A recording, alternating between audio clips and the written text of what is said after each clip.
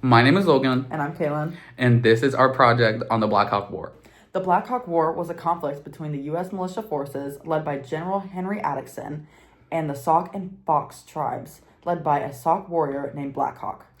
The conflict began when Hawk led his people across the Mississippi River and into Illinois to reclaim their stolen land, where they hoped to form an alliance with the Winnebago and other tribes in the surrounding area. The land that they wished to reclaim had been surrendered in 1804 with the Treaty of St. Louis.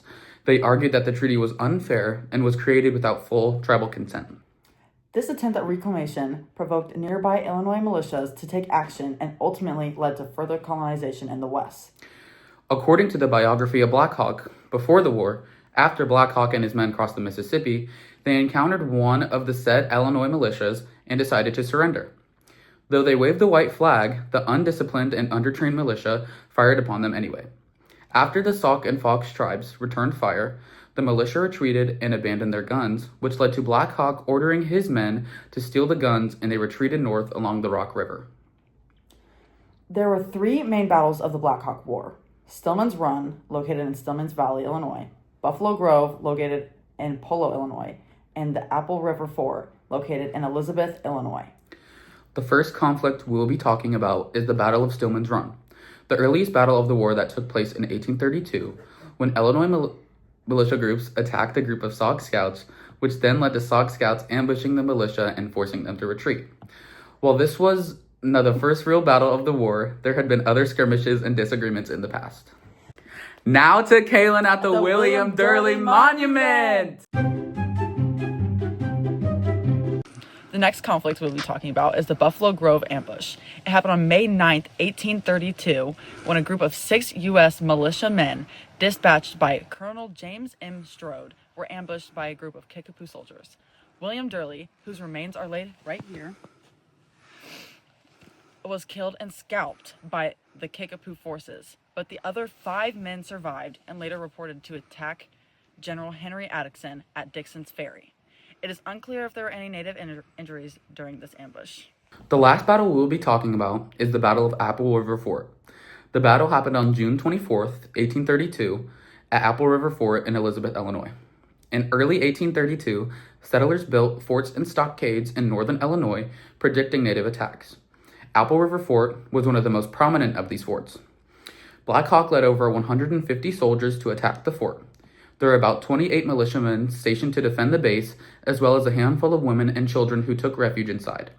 Native soldiers attacked the fort with sustained firefight for 45 minutes to an hour. During the battle, the women and children who had sought refuge inside the fort began molding bullets and reloading firearms. For the under-equipped natives, breaking into or fully taking over the fort proved to be strenuous enough that they eventually retreated and raided nearby cabins for supplies. The militia lost 1 soldier, George W. Harkleroad, and a few others were badly injured. And now to Kaylin at the Black Hawk statue!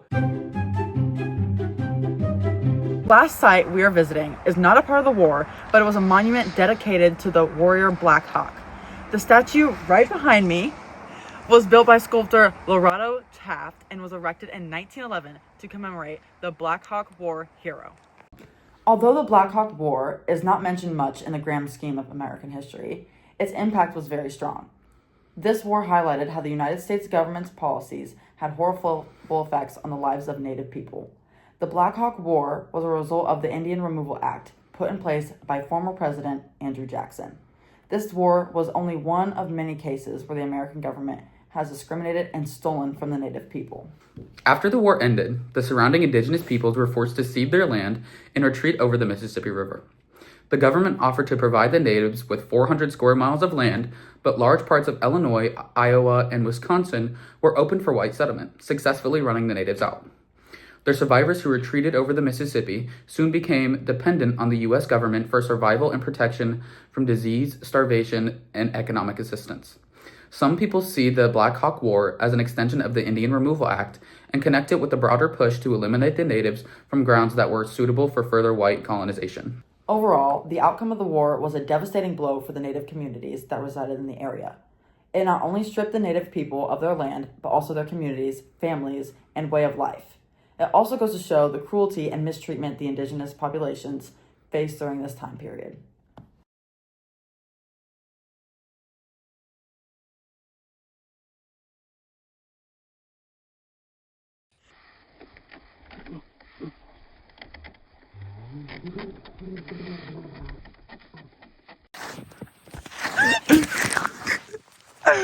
Oh my god!